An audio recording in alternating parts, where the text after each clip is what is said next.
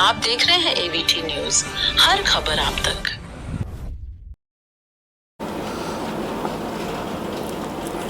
हमारे साथ आज वीरेंद्र शास्त्री जी जुड़ेंगे, जो कि अहमदाबाद से हुए प्रसिद्ध कथावाचक हैं। लाखों फॉलोअर्स हैं उनके और लगातार कथा कर रहे हैं। सनातन धर्म की बात करते हैं, गौ संरक्षण की बात करते हैं।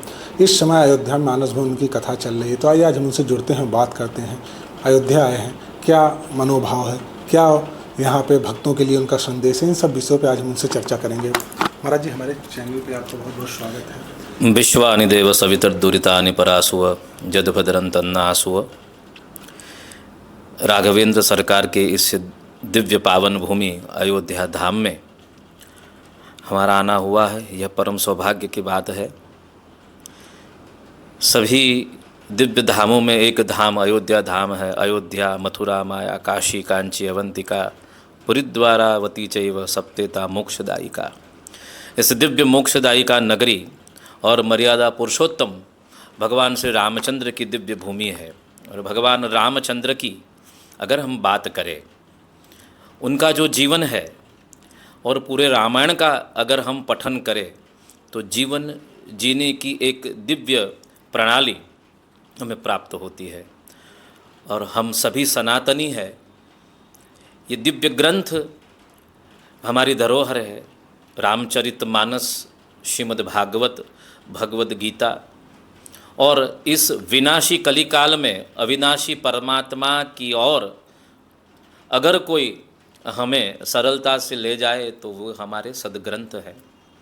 और उसी सदग्रंथ के माध्यम से जीव शिव बन सकता है, संसारी कंसारी बन सकता है, और प्रभु के दिव्य दर्शन उसे प्राप्त हो सकते हैं। तो यही हमारी भागवत सप्ताह का आयोजन अभी है। भागवत का आज पंचम दिन था। भगवान श्री कृष्ण की अनेक विध दशम स्कंद अंतर्गत लीलाएं, आज उसका चर्वण हुआ भक्तों के संग में। और सनातन धर्म की बात करें तो हम हिंदू है। संस्कृति और संस्कार, यह तीन हिंदू धर्म के तीन मुख्य तत्व है। और इन तीन तत्वों को अगर बढ़ोतरी मिले तो इस पूरे भारतवर्ष में पुनः सुवर्ण काल आने की संभावना है। आज कई यंगस्टर्स भी जुड़ रहे हैं, हालांकि उनके पास बड़े प्रश्न हैं कि हम यही क्यों करें, ये क्यों करें, वहाँ क्यों जाए। पूछते हैं आकर के भगवान तो सर्वत्र है, फिर हम मंदिर में उनकी पूजा करने क्यों जाते हैं। तो उत्तर यही रहता है कि जैसे हवा हर और है, हर जगह विद्यमान है, पर अगर हमें वह हवा चाहिए तो हमें एक पंखे की आवश्यकता होती है। Air is everywhere but we need fan to feel it. तो उसी प्रकार परमात्मा हर जगह पर है, पर उनके साकार स्वरूप के सामने अगर हम जाएंगे तो यथाविधि हम उनका दर्शन करके, साकार स्वरूप के दर्शन करके, हम अपने मन इंद्रियों को उनको समर्पित कर सकते हैं। और यह जो कलिकाल है, कलयुग केवल नाम आधारा, सुमेरु सुमेरी जन उतर ही पारा।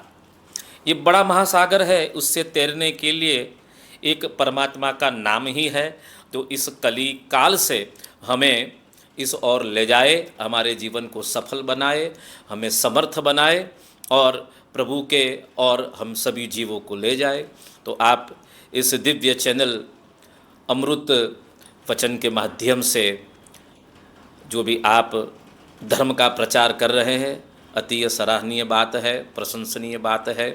और सभी भारतवर्ष के मूर्धन्य पंडित, विद्वान, कथाकार भी इस चैनल के माध्यम से अपने दिव्य संदेश को प्रसारित कर रहे हैं। आज यदि किंचित हमें भी यह अवसर मिला और आपके इस दिव्य चैनल के माध्यम से यही संदेश देते हैं कि धर्मो रक्षति रक्षितः। अगर हम धर्म की रक्षा करेंगे तो धर्म हमारी रक्षा जरूर करेगा। अस्तु। महाराज जी, जैसे कि आप सभी सनातन जो स्तंभ हैं, ये लोग लगातार मेहनत करते रहे, अभी भी कर रहे हैं। भगवान प्रभु श्री राम का मंदिर 500 वर्षों के बाद अयोध्या में स्थापित हुआ, लेकिन अभी भी प्रभु श्री कृष्ण के लिए संघर्ष चल रहा है। भारत में लगभग 100 करोड़ हिंदू हैं, इसके बाद भी हम लोग हमारे जो प्रमुख इष्ट देवता हैं उनको नहीं स्थापित कर पा रहे हैं। तो इसके विषय में आपका क्या कहना चाहिए? किस तरह से हम लोगों को मार्ग पकड़ना चाहिए या किस तरफ हमको जाना चाहिए, किस उद्देश्य मतलब किन दृष्टियों पे चलना चाहिए जिससे हम अपने आराध्य को, अपने इष्ट को यथाउच्च स्थान प्राप्त कराएं या दिला सकें? जैसे इस दिव्य राम जन्मभूमि में कई वर्षों के बाद हम रामलला को प्रस्थापित कर पाए हैं। प्रशासन का भी बड़ा हम आभार मानेंगे कि उनकी बदौलत रामलला विराजे है। पर अगर सही मायने में कहा जाए तो ये जन जागृति प्रत्येक सनातनी के भीतर होनी चाहिए।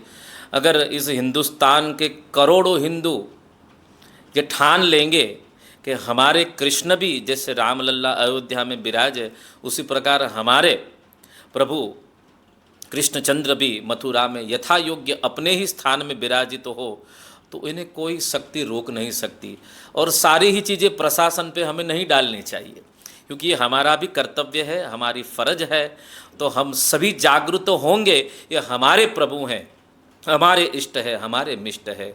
शुरुआत, अच्छे कार्य की शुरुआत हमेशा खुद से करनी चाहिए, दूसरों पर नहीं डलना चाहिए। ये नहीं हो रहा है, ये कैसे होगा, हमारे देश में कुछ नहीं होता है, ऐसी नेगेटिव बातें ज़्यादा हम न करें।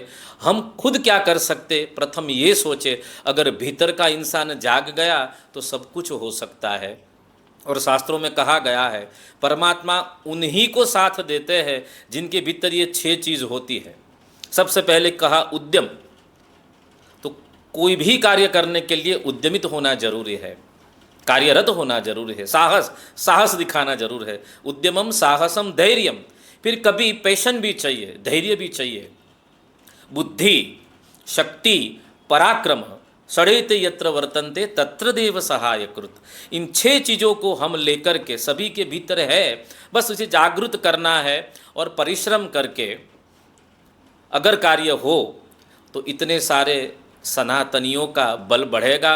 और इन बल के साथ हमारे इष्ट जहाँ जहाँ भी अभी तक हम विराजमान नहीं कर पाए हैं, इन सभी देवताओं को विराजमान हम कर पाएंगे। और अगर हमारा साहस रहेगा, हमारा कार्य रहेगा, तो परमात्मा अवश्य ही इन कार्य को सफल करने में हमारी हेल्प करेंगे। और आगे भी हमने देखा है, जब जब भी भक्त एक पैर चल के आगे चला है तो 99 चरण चल के परमात्मा आगे आए हैं। पर एक चरण चलने में किसी को 5 साल, 10 साल, 50 साल लग गए हैं। बस एक चरण हम चल लें तो परमात्मा सामने ही खड़े हैं, और काम तो उनका है पर निमित्त हमें बनाना चाहते हैं। तो इसलिए ये हमारा भी सौभाग्य रहेगा कि हम उनकी संतान है, और उनके लिए ये हमारी फर्ज बनती है कि उनके ही दिव्य स्थान में पुनः उनको प्रस्थापित किया जाए। पर इसकी शुरुआत, प्रारंभ खुद से ही होना चाहिए, दूसरों पर नहीं ढालना चाहिए। सारे ही लोग अपने आत्मा से, शरीर से जुड़ेंगे तो यह कार्य असंभव नहीं है, ये जरूर हो सकता है। महाराज जी, इसमें आप भागवत कथा कर रहे हैं, 7 दिन 9 दिन में पूरी होती है, लेकिन जो दैनिक दिनचर्या में बिजी रहते हैं, व्यस्त रहते हैं, 2-4 घंटा देके भागवत नहीं सुन पाते, उनके लिए क्या सार हो, किस तरीके से भागवत में उस आध्यात्मिक तत्व को पकड़ लें और अपने जीवन में व्याप्त कर लें ताकि वो भी भवसागर से पार हो जाएं? तो आप हमारे दर्शकों को एक संदेश अपने। देखिए, ये कलिकाल है, इसमें सभी के लिए समय निकलता है, लेकिन सत्कर्म और सत्संग के लिए समय लोगों के पास नहीं है। अभी ये मीडिया का ज़माना है, तो कथा में जाकर के अगर कथा नहीं सुन पाते हैं तो यूट्यूब के माध्यम से कई सारे वक्ताओं की दिव्य भागवत सप्ताह, रामायण कथा सब इस मीडिया पे, यूट्यूब पे चलती रहती है। कभी आधा घंटा भी सुन लिया, श्लोकार्धम श्लोकपादम व नित्यम भागवतोद्भवम। और भागवत जी में भी कहा गया है पूरी कथा न सुने तो कथा का सिर्फ सार ही सुन ले, फिर भी जीव का उद्धार हो सकता है। पूरी कथा सुनने की समय अवधि नहीं है हमारे पास, तो कभी आधा घंटा सुन ले, 10 मिनट भी सुन ले तो उद्धार है। कथा का नियम है स्नान, पान और आचमन। अगर हम स्नान नहीं कर सकते तो हम पान कर ले, और कभी हम पान भी नहीं कर सकते तो आचमन तो कर ही सकते हैं। तो उसी प्रकार इस प्रवर्तमान संसार में जहाँ जहाँ भी सत्संग, जो भी गतिविधियों के माध्यम से चल रहा है, या प्रत्यक्ष अप्रत्यक्ष, हम उससे जुड़े और हमारा उद्धार हम स्वयं करें। महाराज जी, ये बहुत बढ़िया बात कही आपने कि तमाम सोशल मीडिया साइट्स हैं जहाँ पे भी लगातार कथाएं चल रही हैं, तो गुरु जी का संदेश है सोशल मीडिया के माध्यम से भी अगर आप 10 मिनट 20 मिनट 15 मिनट कुछ भी समय देते हैं, कथा को सुनते हैं, भागवत को सुनते हैं, तब भी आपका कल्याण है। कोई ज़रूरी नहीं कि 7 दिन और 4 घंटा जो भी समय कथा का होता उसमें आप उपस्थित रहिए। कहने का मतलब ये भावार्थ यही है कि आप भाव में रहिए और अपने जो धर्म है, जो हमारे कर्म है, जो सनातन के नींव हैं, उनसे आप जुड़े रहिए। अहमदाबाद से गुरु जी ने खास बातें हमारे चैनल पे कही। एक बात और कही जो सनातन को लेके उठ रहे कि सबसे पहले आप कदम बढ़ाइए, आप आगे आइए, फिर देखिए ईश्वर आपके साथ है और जो समस्याएं हैं, जो रूढ़ता बनी हुई है, वो दूर हो जाएगी। AVT से मैं आनंद त्रिपाठी, अयोध्या।